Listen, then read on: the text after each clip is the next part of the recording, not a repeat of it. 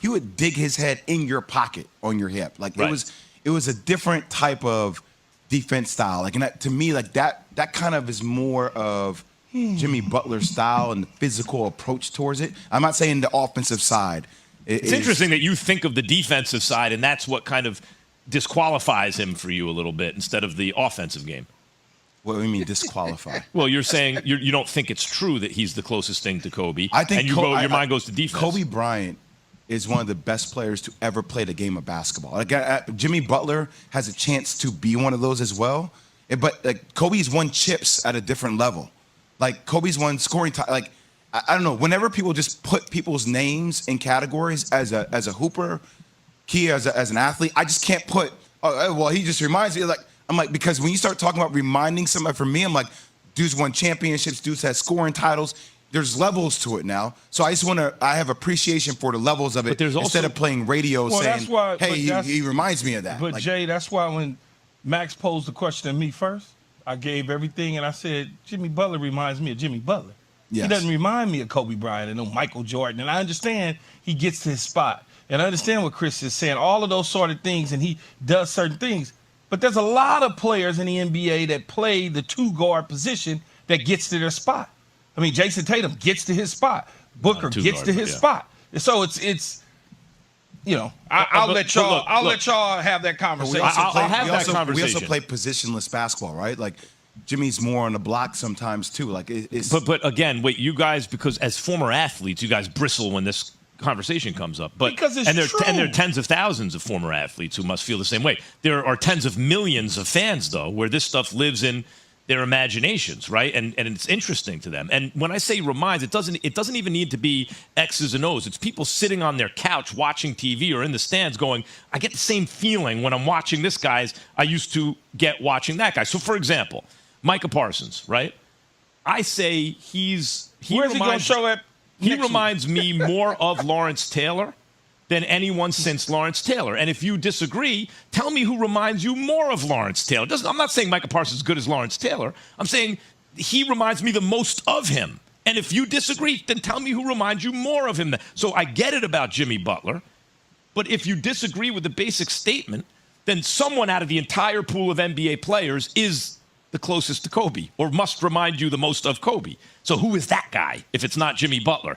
And so if you don't come up with another name, you might say, well, even though it's not a perfect comparison, it does. Offensively for Kobe, that's Devin Booker. Devin Booker, that reminds me more of Kobe than Jimmy Butler would Kobe Bryant offensively. Right, but then Devin Booker doesn't bring that mentality defensively, okay?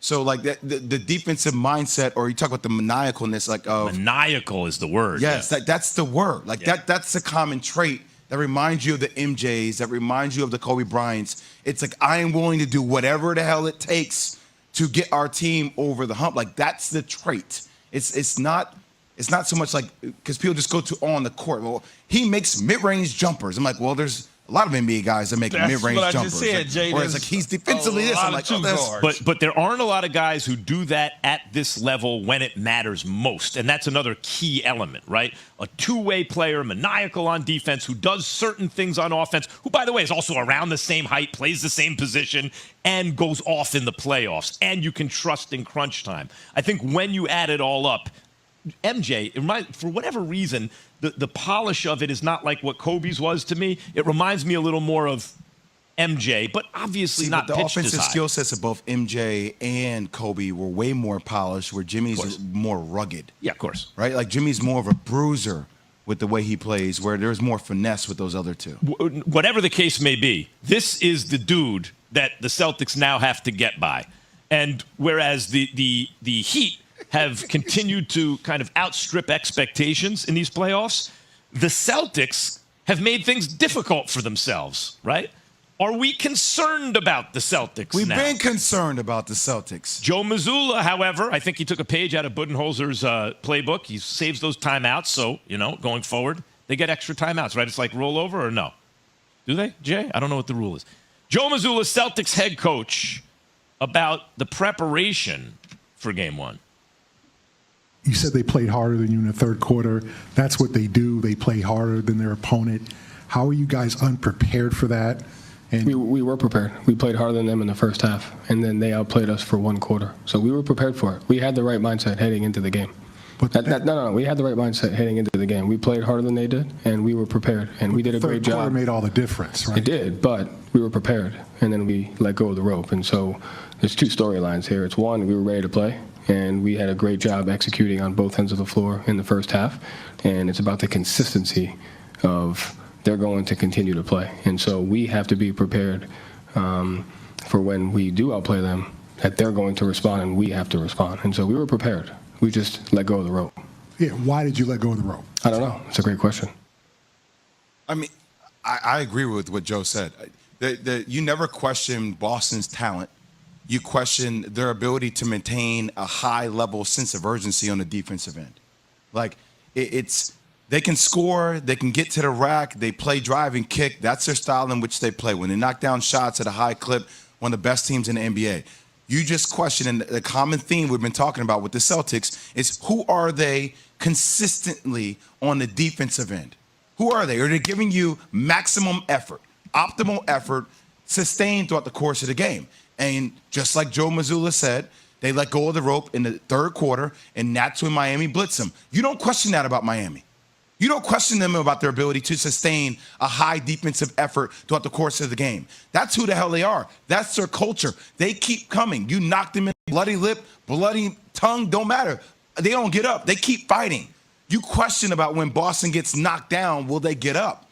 And look, for me, the one thing, the biggest point, the biggest takeaway from last night, this team goes as Jason Tatum goes. There's no way in hell Jason Tatum could get 4 shots in the second half. Yeah. It cannot happen. Key coming off a 51-point Game 7, game at home. Their first game against a team that they've met 3 out of the past 4 years in the Eastern Conference Finals that they have a rival with. Jason Tatum, who had 18 points in the opening quarter, cannot have 4 shots in the second half. And people today are going to try to talk about Joe Mazzulla, and I love Jason Tatum. I love him. He is like a family member to me. And his son Deuce, he cannot allow himself to take 4 shots in the second half. He has to demand it because they go the way Jason Tatum goes. He can't. I hear you, Jay. It's the reality of the nature, you know? It's the reality of the nature. Key. That's the it. reality of the nature. Reality By the way, of nature, we baby. showed stats on ESPN, too, as you were talking, Jay, about what the third quarter looked like for the Celtics and Heat. And actually, those numbers don't look bad for the Celtics, right? They played, and those numbers are like perfectly okay. The assist-to-turnover ratio, 4-4, not good. But everything else, 3 of 8 from 3, 45% from the field, 9 of 20 field goals, 25 points. That's like a kind of a standard issue quarter. But look at the Heat. But the number, Because what that suggests is on offense, the Celtics were okay, not great. On defense, they gave up a whole lot. well, the number that you don't see on that list on ESPN2 is turnovers. Well, four turnovers to 4 assists. Yeah, I understand. But look, 10 turnovers in the second half. Yep. Right? Like that's taking care of the ball. We talked about denying wings, pressuring the ball. Those are little things where you feel like they just take their foot off the gas and they get sloppy. Yeah. Yep. Celtics. And it's the wrong team to get sloppy against. Are the Sixers playing a dangerous game meantime with Jwill Embiid? After Key has this from Granger. For the ones who get it done, Granger offers high quality